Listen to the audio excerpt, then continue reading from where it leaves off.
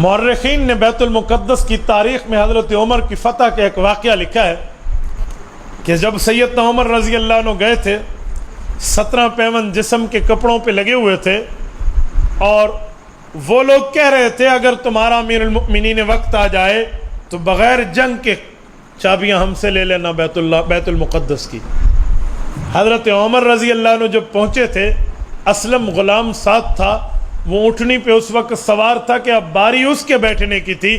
امیر المؤمنین کے ہاتھ میں مہار تھی، تو ان نے کتابیں سامنے اٹھائی ہوئی تھی، تورات، زبور، انجیل، اس میں یہ بات منشن تھی کہ جو عمر نبی کا خلیفہ بن کے فتح کرنے آئے گا وہ اس وقت مہار پکڑے ہوگا۔ وہ عیسائی آزمائش اور امتحان کے لیے، چیک کرنے کے لیے زید ابن اسلم کو، حضرت اسلم کو جا کے ملتے ہیں جو غلام اونٹ پہ ہے کہ امیر المؤمنین آئیے۔ اس نے کہا جی میں نہیں ہوں، وہ یہ ہے۔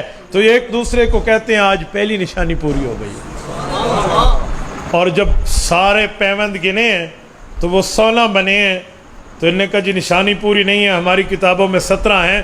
تو 17واں پیوند یوں بغل میں تھا جو یوں بازو نیچے ہونے کی وجہ سے چھپا ہوا تھا۔ کہا جی دوسری نشانی پوری ہو گئی ہے۔ یوں انہوں نے چابیاں دی تھی۔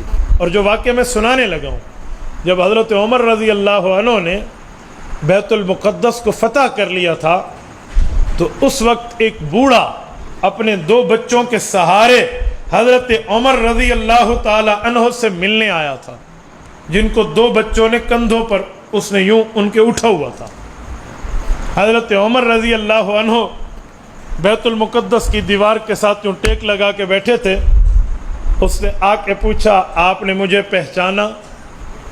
ابھی حضرت عمر نے جواب نہ دیا، سوچ رہے ہیں یہ کون ہے۔ اس نے کہا تو عمر ہے؟ جواب ابھی نہیں دیا، سوچ رہے ہیں۔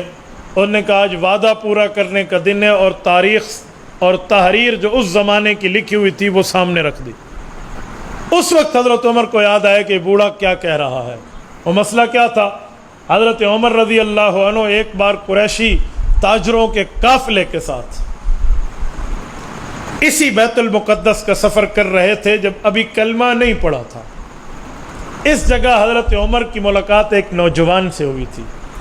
وہ نوجوان اپنی کتابوں کا عالم تھا، پرانی تورات، زبور کا۔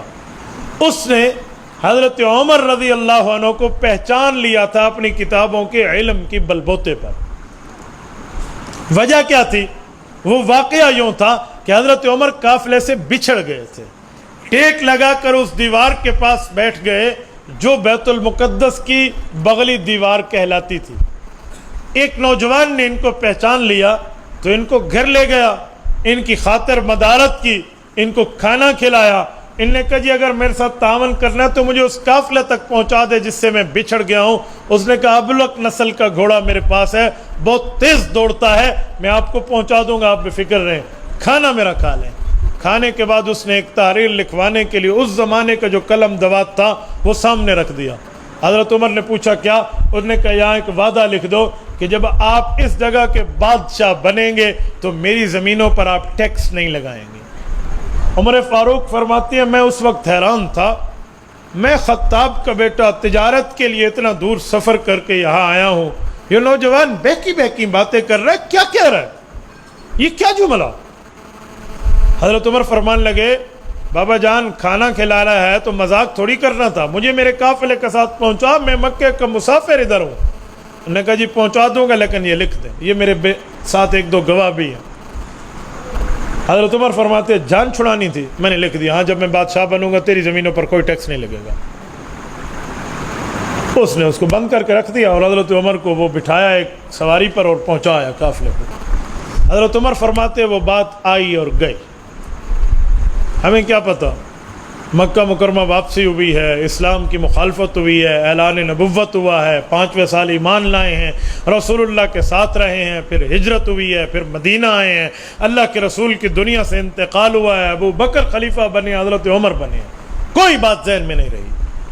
اور جب عمر فاروق اس کعبۃ اللہ کے بعد بیت المقدس کی فتح کے لیے فلسطین میں اسی دیوار کے ساتھ ٹیک لگا کے بیٹھے ہیں جس جگہ کسی زمانے بیٹھے تھے، اب وہی بوڑھا وہ بوڑھا تھا، وہ نوجوان نہیں تھا، وہ بچوں کے سہارے آیا اور وہی تحریر لایا جو ان نے گھر میں کھانے کے بعد لکھ کے دی تھی۔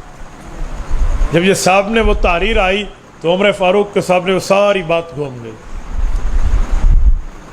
حضرت عمر رضی اللہ عنہ نے جو اس وقت صحابہ مشورہ تھے ان کو کہا یہ تحریر تو میری ہے لیکن اب تو عدل ہوگا عمر کا, اب تو انصاف کا زمانہ ہے, اب تو عدل کا زمانہ ہے, اب اس تحریر پہ دستخط چھ مانندار ہیں. نے کہا امیر المؤمنین اس بندے سے وعدہ آپ نے کیا, یہ وعدہ توڑنا مناسب نہیں ہے. ٹھیک ہے حالت کفر کا وعدہ ہے لیکن اس کا اثر ٹھیک نہیں پڑے گا. ہم آپس کے جتنے باثروت لوگ ہیں چندہ کر کے اس کا خراج دے دیتے ہیں, ٹیکس اس کا اپنی طرف سے, اس وعدے کو آپ پورا کریے. اب وہ بوڑھا سن رہا ہے. حضرت عمر رضی اللہ نے فرمایا جی بالکل ٹھیک ہے, ہم آپ کی زمینوں پر کسی قسم کا کوئی خراج نہیں لگائیں گے. اس نے کہا عمر میں نے کتابوں میں پڑھا تھا نشانیاں پوری تھی, آخری نشانی یہی تھی کہ وعدے کا پکا ہوگا, میں اس انتظار میں تھا. آج مجھے پتہ چلا آپ یہاں آ رہے ہیں, میں یہاں آیا ہوں. اب جتنی میری نسل موجود ہے میرے سمیت میں آپ کے ہاتھ پہ کلمہ پڑھ کے مسلمان ہوتا ہوں. تبارك الذي نزل الفرقان على عبده ليكون للعالمين نذيرا.